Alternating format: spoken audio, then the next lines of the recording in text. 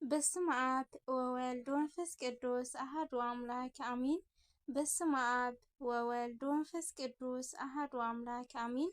በስመ አብ ወወልድ ወመንፈስ ቅዱስ አሐዱ አምላክ አሚን። ክርስቶስ ተንሥአ እሙታን በዐቢይ ኃይል ወሥልጣን አሰሮ ለሰይጣን አግዓዞ ለአዳም ሰላም እምይእዜሰ ኮነ ፍስሐ ወሰላም። ሰላም ለክሙ ክቡራን አሐትየ ወአኀውየ እፎ ሃለክሙ ሰላም ንኣኻትም ይኹን ክቡራት ኣሕዋተይን ኣሓተይን ከመይኒኹም? ከም እግዚአብሔር ቅዱስ ፍቃድ ካብ ዝሓለፈ ዝቐፀለ ንብዓት እቲ ዲያቆን ሻምናይ ክፋል ሒዘልኩም መፅአ እኒአኹ። ጀሚረ ክሳብ ዝውድእ ምሳይ ክትፀንሑ ብትሕትና ይምሕፀን። ክትኣትዩ ተለኹም ናይ ደወል ምልክት ብምፅቃጥ ቤተሰብ ኩኑ። ቤተሰብ ዝኾንኩም ድማ ላይክ ሸር ምግባር ኣይትረስዑ። ሃናፂ ዝኾነ ርእቶትኩም ሓሳባትኩም ድማ ኣብ ኮመንቲ ፀሓፍለይ። ስለትገብርለይ ኩሉ ምብረታዕ ድማ እግዚአብሔር ኣምላኽ የኽብረለይ። እሺ እምበር ናብቲ ትሕዝቶ ከብለኩም። ንብዓት እቲ ዲያቆን መንፈሳዊ ዛንታ ኣብ ሓቀኛ ታሪክ ዝተመርኮሰ ሻምናይ ክፋል። ዲያቆን ንበይኑ ናብተን መኻይን ዝኸዳሉ ኣንፈት ገፁ ከምርሕ ምስ ጀመረ እቲ ህዝቢ ገሊኦም ኣታ ከይቀትልዎ በጃኹም ምለስዎ ክብሉ ከለው፣ ገሊኦም ድማ ሓቁ ንኸይድ ንሰዓቦ ይብሉ ነበሩ። እንተኾነ ግና ዝሰዓቦ ሰብ ኣይነበረን። ሓያለ ሜትሮታት ምስ ሰጎመ ጭልምልም ዝብል ሃሳስ መብራህትን ድምፂ ናይ ሙዚቃን ምስ ሰምዐ ሰገጥ በለ። ኣንታ ናበይ እየ ዝኸይድ ዘለኹ? ሕጂ በይነይ ከይደሰ እንታይ እየ ክብሎም? ብስምዒት ዶ ሓቂ ይዕሻ ኣለኹ? ናይ ዓያሹ ስራሕ እምበር ይሰርሕ ኣለኹ። ግን መን ይፈልጥ? እግዚኣብሔር ኣምላኽ ክዓይ ከሎ ብዝተፈላለዩ እኮ ዝዓይ። ግን ስለምንታይ ኣምላኽ ኣሚነ ባዕልኻ ሓልዎን ኢለ ከም ሰበይ ከፍ ዘይብል? ዎ ምምላስ ይሓሸኒ ባዕለይ ታሪክ ዘይብሉ ክፉእ ኣማውታ ከይመውት ኢሉ ገፁ ምልስ ኣበለ። ደው ኢሉ ድማ ኣንታ ፈሪሐ ድየ ዝምለስ ዘለኹ ከኣበለ። ኣንታ ምእንቲ ሃገርካን ምእንቲ ሰበይትኻን እኮ በስመ አብ ወወልድ ወመንፈስ ቅዱስ አሐዱ አምላክ አሚን። ኦ ክርስቶስ ወዲ ህያው ኣምላኽ ንዓይኒ ሓጥእ ባርያኻ ድኾም ዓቕሚ እዮሞ ርድአኒ። ካብ ውሽጠይ ክፉእ ሓሳባት ኣርሕቐለይ። ብመንፈስ ከይደክም ስጋይ ከይመልከንሞ ሓይሊ መንፈስ ካልኣኸለይ። ትምኒት ስጋ ፈፂመ ኣብ ህይወተይ ሞት ከይዓፅድ ኣብ ፀፅባሕ ምግባር ሰናይ መሃረኒ። ንመፃወድያ ሰይጣን ብእሳታዊ ቃልካ ብተኸለይ። ብልበይ ተዓብየ ውድቀት ከይፅውዕ ስውር ልቢ ሃበኒ ኢሉ ኣቡነ ዘበሰማያት ምስ በለ ምስ ሰላመይ ቅዱስ ገብርኤል ደገመ። ካብ መዝሙረ ዳዊት ድማ መዝሙረ ዳዊት መዝሙር 23 ካብ ፍቅዲ 1 ክስካብ መወዳእታ። እግዚአብሔር ጓሳይ እዩ ዝጎድለኒ የብለይን። ኣብ ልሙዕ ሸኻ የውዕለኒ ናብ ዝዓርፈሉ ማይ ይመርሐኒ። ንሱ ንነፍሰይ ይህድኣ ምእንቲ ስሙ ኢሉ ብመንገዲ ጽድቂ ይመርሐኒ። በትርኻን ምርኩስካን የጽናዕናዕኒ እየን። ንስኻ ምሳኢኻ እሞ ብርዋርዋ ደነሞት እኳ እንተኸድኩ ክፉ ኣይፈርህን እየ። ንስኻ ኣብ ቅድሚ ገጽ ጸላእተይ መኣዲ ትሰርዓለይ። ንርእሰይ ብዘይቲ ትለኽዮ ጽውዐይ መሊኡ ይፈስስ ኣሎ። ብሓቂ ሳህልን ምሕረትን ብኩሉ ዕድመይ ክስዕባኒ እየን። ኣብ ቤት እግዚአብሔር ከዓ ንዘለዓለም ክነብር እየ ኢሉ ደገመ። ድንግል ማርያም ኣደይ ተኸተልኒ ካብ ጎነት ዝፃወትለን ምስአን ሙማት ይሐሸኒ። ቅኑዕ ውሳኔ ንኽውስን ባዕል ክርድእኒ ኢሉ ገጹ ኣማዕቲቡ ቅልጣፈ ብዝተሓወሶ ኣሰጓጉማ ናብተን መኻይን ገጹ ቀረበ። እቶም ሌዋውያን ብማዕዶ ካልኦት 4 መኻይን መብራህቲ ወሊዐን ክመፃ ምስ ረኣይወን ሸበድበድ እዮም ኢሎም። ኣብ መብራህቲ ብምርኣዮም ኣብ መሬት ግብፂ ስለ ዝነበሩ ኣብ ኣሸጋሪ ቦታ ተዘይኮይኑ መብራህቲ ኣይውዕልን እዮም ነይሮም። መብራህቲ ክውላዕ ዝኽእላ ናይ ግብፃውያን ጥራሕ እየን ነይረን። ንብረቶም ከይጠርነፉ ሞተር ናይ መኪና ኣተስኡ። እዚ ኩሉ ክኸውን ከሎ ዲያቆን ናብኣቶም ኣጸቢቑ ቀሪቡ ስለ ዝነበረ ግብፃውያን ከይኮኑ ኣይተርፉን እዮም ኢላ እናበሉ ያላ ንህደም ፀዓንወን ዘነዋልድ ኣስማት ጠቒሱ ድማ ንስኹም ድማ ነቶም ኣወዳት ፀዓንዎም ኢሉ ነቲ መራሒ መንገዲ ክዛረብ ከሎ ሰምዖ።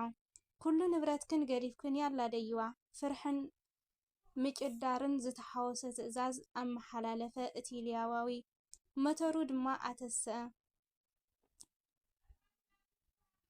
እቶም 4 ሌዋውያን ሓምሻይ ማርሻ ተጠቒሞም ናብቶም ኣወዳት ገጾም ክኸዱ ምስ ረኣዮም ዲያቆን ከርክቦም ከም ዘይኽእል ስለ ዝፈለጠ ብዝተኻእሎ መጠን እተን ኣዋልድ ከይደየባ ከርክበን ተጓየየ።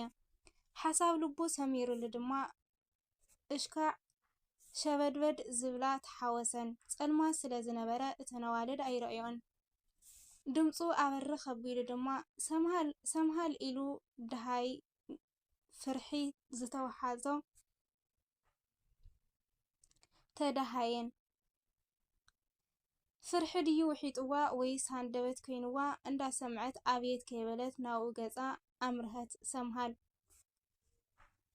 ሰምሃል ኢሉ ከይወድአ ከሎ ኣታ ዲያቆን በየን መጺኻ? ዋ እንታይ ክትገብር ከመጺኻ በለቶ። ዲያቆን ድማ ተቐበለ ኣቢሉ ድሓን ንዕ ጥራሕ ተሰቐሊ ኣበይ ኣለዋሊ በዓል ሳሌምከ ያላ ምስ በለ እቲ ሌዋዊ ገሊአን ሳንጠን ገዲፈን ገሊአን ድማ ጫማአን ከይሓዛ ተብተብ እንዳበላ ናብ መኪና ደየባ።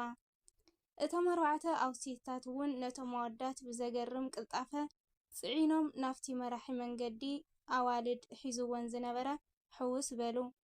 ኣብ ዓለም ተርእዩ ኣብ ዘይፍለጥ ኣብ ፊልሚ ወይ ከዓ ጌም ተዘይኮይኑ ኣብ ካሊእ ተራእይ ዘይፍለጥ ጉዕዞ ቅልጣፈ ድማ ወሰድዎም። ቲሙት መሬት ምስ በዝሒ ሰብ ምስ ልዑል ናህሪ ብዝኾነ ሓደጋ ክትወጾ ዘይሕሰብ እዩ ነይሩ። ነገር ግን ሓይሊ ኣምላኽ ንኹሉ ዘኽእል ከም ዝኾነ ጉዕዞ ሰሃራ ህያው ኣብነት እዩ። ንዘይተፈለጠ ሰዓታት ብልዑል ፍጥነት ክጓዓዙ ድሕሪ ምጽናሕ ኣንፈቶም ስለ ዝሰሓቱ ጉዕዞ ጠጠው ኣበሉ። እተን መብራህቲ ወሊዐን ዝነበራ መኻይን እውን ካብ ትርኢቶም ስለ ዝተሰወራ መንገዲ ንምህዳስ ንኹሎም ኣውረድዮም ገዲፎሞም ከዱ። ልዕሊ ንቡር ሰዓታት ስለ ዝተጓዓዙ ኩላ ኣንሰልኣ ኣንጺፋ ኣብ ትሕቲ ሑጻ ረም በለት። እንተ በዓል ዲያቆን ግና ኣብ ርሱን ኩናት እዮም ኣትዮም። ሰምሃል ነብሪ እያ ተቐይራ ኣይኮነን ንዲያቆን ንማንም ሰባል ከማን ከምኡ ጌራ ተዛሪባ ኣይትፈልጥን። ዲያቆን ዝገበሮ ስራሕ ልቦና ዝጎደሎ ናይ ዓያሹ እዩ ነይሩ እያ ባህሊት። ስምዕንዶ ንስኺ መጻወትያ ሌዋውያን ክትኾና ትሚለ ዘይረኣኹን ዲኺ ወይስ ካሊእ ኣለኪ በላ ዲያቆን። ሰምሃል ድማ ንስኻ እንታይ ኢኻ ትገብሮም? ኣይኮነን ዶ ንበይንኻ ነዚ ኩሉ ህዝቢ ኸማን ከመይ ዝገበርዎ ከም ዝነበሩ ርኢኻ ኢኻ?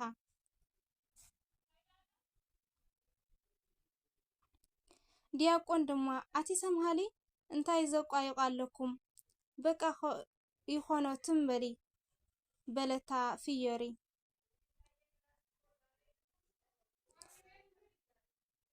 ሰምሃል ድማ ንባዕልኺ ተንበሊ ኣብ መንጎ ክልቲአና ማንም ሰብ ከይኣቱ ባዕልና ኣለናሉ። ጽባሕ ንግሆ ዝኾነ ምስ ኮነ ብሰንኪ ሰምሃል ከምዚ ኮይነ ንዓኣ ክብል ከምዚ ክበሃል ኮ እዩ በለታ። ዲያቆን ኣጋጋ ኮይኑ ሰምሃል ከምዚ ኢላ ብድፍረት ክትዛረብ ንመጀመርያ ጥራሕ ዘይኮነስ ፈጺሙ እውን ኣይተጸበየን። እንታይ ኢኻ ትብሊ ዘለኺ? ኣብ ምንታይ እዩ ጌጋየ? ኣነ ድማ ብዝያዳ እኳ ንስኺ ሃልዊ እምበር ንዓኺ ጥራሕ ኢለ ኣይኮንኩን መጽየ ንሕዋተይ ክብል ድማ ዝመፀ ይምጻእ ክቕበሎ እየ። ድሓር ከዓ ሌዋውያን እኮ እዮም ሰብ እዮም በላ።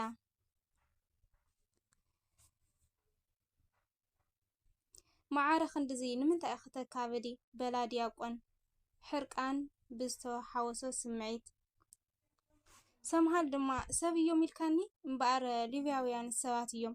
እስኪ ክሓተካ ጅግና ሰብኣይ ክትበሃል ዲኻ ካብ ኩሉ ሰብ ንበይንኻ ፍሉይ ሓይሊ ከም ዘለካ ገፈፍ እንዳበልካ መጺኻ በለት።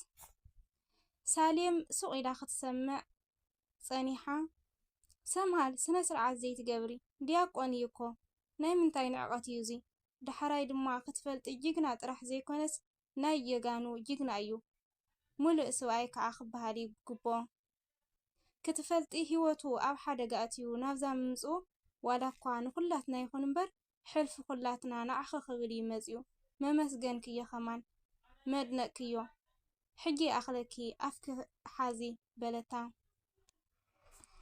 ዲያቆን ቃላት ናይ ሰምሃል ልቡ ወጊእዎ ተዓኒዱ እዩ ተሪፉ እንታይ እዩ ወሪድዋ እምበርከ ሰምሃል ድያ ክብል ጀመረ ብልቡ ሰምሃል ከዓ ስምዕኒ ዲያቆን በለት